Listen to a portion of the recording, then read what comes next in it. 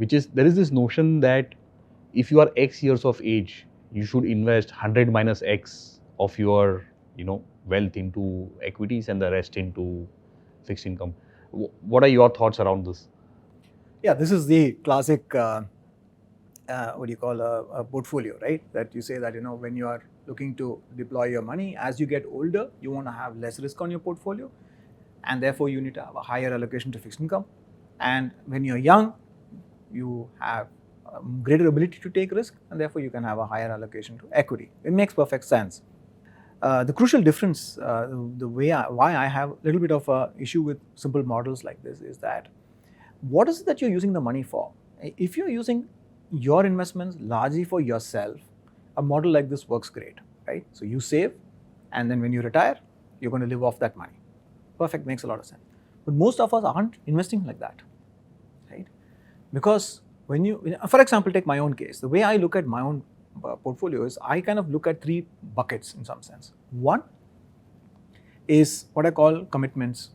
So, for example, if I have a mortgage to pay off, if I have kids education or any other expense related to that, etc. So I need to have a pot of money which is linked to that, and obviously depending on the tenor of that, I need to make sure that I don't take too much risk on that part of the portfolio. Obviously, if it is a long term, I can. The second part is the classic part, which is what I'm going to live on. Let's say me and my wife, what are we going to live on, especially after retirement? So that's the second part.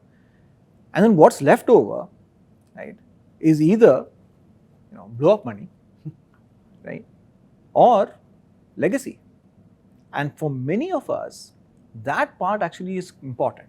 Right. What is it that we leave behind for our kids, grandkids? If you look at it from that perspective, the 100 minus age makes no sense, because it's 100 minus whose age? It's not yours, it's probably your grandkids' age. Yep.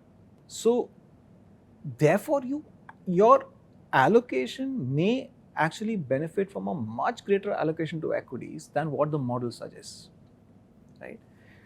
That 100 minus age works for that part of your portfolio which you expect to keep for yourself. And the part of the portfolio which you expect to sort of leave as a bequeath, kind of as money, I think you need to have a much longer term, and therefore the kind of assets that you own over there, you can take risk. You can invest in perhaps startup companies. You can invest in, obviously direct equity. I mean, equities and equity mutual funds and so on. Obviously, is important.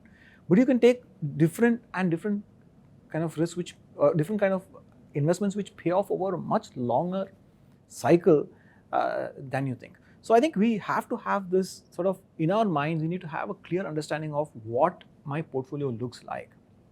What are my goals? What am I saving for? And if we have that segmented approach, I think we do a much better than what a simple 100 minus age tells you.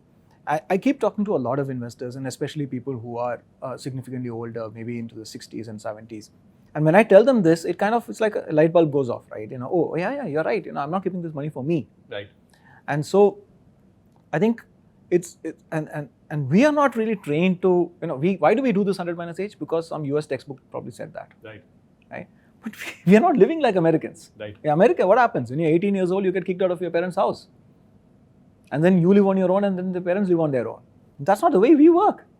So let's kind of create our own models. I think we need to have this multiple kind of portfolio approach if we do well for ourselves, our own investments.